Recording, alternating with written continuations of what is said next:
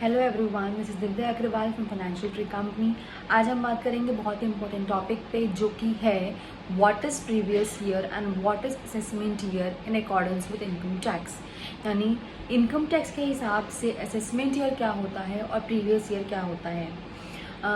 There are so many clients which reach to me and they get confused कि ma'am what is assessment year and what is a previous year. Oh we were talking about that year and you are telling about this year. मतलब मैं समझती थी कि ये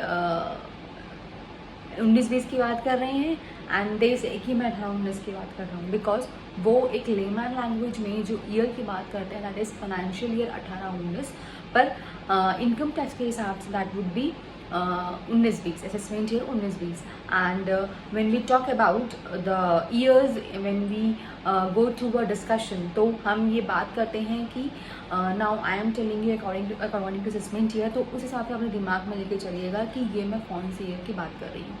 तो ये बहुत ही कंफ्यूजिंग रहता है एक लेमैन के लिए कि असेसमेंट ईयर क्या होता है एंड नाउ प्रीवियस ईयर क्या होता है। इसको समझते हैं।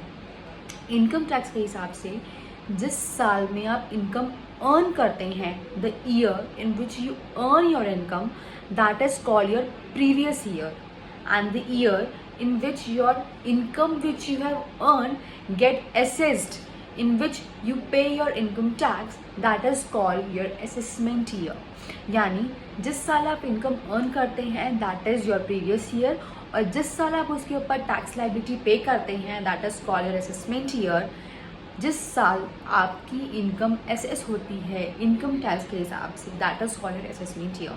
फॉर एग्जाम्पल, अगर आज की हम बात करें तो we are running in year financial year 22 run हो रहा है, एंड नाउ द अभी जो चल रहा है दैट इज May 22 में अभी जो ईयर चल रहा है दैट इज 22-23, यानी financial year 22-23। It would be called assessment year 23-24। अभी हम जिस का भी असेसमेंट करेंगे, जिस भी ईयर का असेसमेंट करेंगे, वो 20-23 ईयर्स असेस होगा, 20-23, एंड उसका असेसमेंट हम बोलेंगे 23-24। तो ये जो स्टार्ट होता है that starts with 1 April 22 and ends with 31 March 23। 1 April 22 and 31 March 23। Calendar year से इसका कोई मतलब नहीं है। कैलेंडर ईयर जनवरी में स्टार्ट होता है, दिसंबर में एंड हो जाता है, पर all over the world financial year run करता है, और फाइनेंशियल ईयर स्टार्ट होता है 1 अप्रैल और एंड होता है 31 मार्च में। तो that is the previous year, जिस साल आप इनकम अर्न करते हैं, and the year in which your income get assessed, it is called assessment year.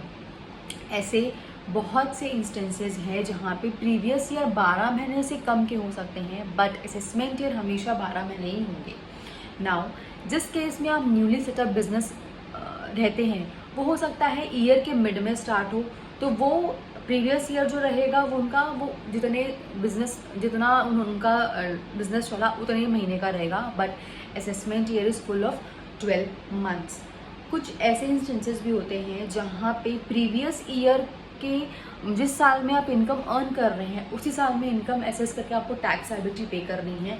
ऐसे बहुत से इंस्टेंसेस हैं जो कि इनकम टैक्स नॉर्म्स में दिए गए हैं। सबसे पहला ये, जो भी शिपिंग बिजनेस में होता है नॉन रेजिडेंट, उसके लिए एक अलग से ही कोड बना हुआ है, एक अलग से ही उसमें टैक्स लायबिलिटी निकालने की बात कही गई है, उसमें अलग से ही उसका टैक्स रेट दिया गया है कि जो भी नॉन रेजिडेंट शिपिंग बिजनेस में है, जो कि इंडिया में शिप में आता है और जाता है, उस केस में उसकी टैक्स लायबिलिटी कैसे कंप्यूट होगी, वो सेक्शन 172 बात करता है। उसके हिसाब से उसकी इनकम कंप्यूट करते हैं उसी साल में जिस साल वो इनकम अर्न करता है।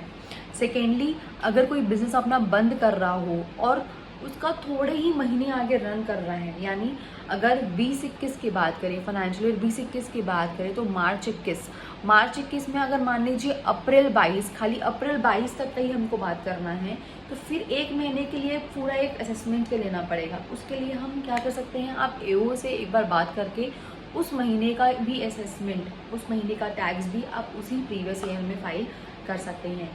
नाउ तीसरा, अगर ऐसा कोई है जो कि इंडिया छोड़ के बाहर जा रहा है और जो कोई चांसेस नहीं है इंडिया में आने की, तो उस केस में वो पर्सन जो है उसी साल में इनकम पे कर सकता है। अगर कोई अपनी एसेट बेच रहा है, अपनी बिजनेस बेच रहा है टैक्स अवॉइडेंस के लिए, तो एओ उस केस में खुद कंप्यूट कर सकता है उसी साल में टैक्स लायबिलिटी को। ऐसे कुछ इंस्टेंसेस हैं जिसमें ये बोला गया है कि आप प्रीवियस ईयर में ही इनकम टैक्स पे कर सकते हैं, otherwise previous year is the year in which you earn income, and next year जो रहेगा assessment year in which your income tax liability will be computed and you are required to pay income tax. Hope आपका ये confusion clear हो गया होगा. If you like the video, please like, share and subscribe. Thank you. Do visit our website financialcompany.com. Thank you.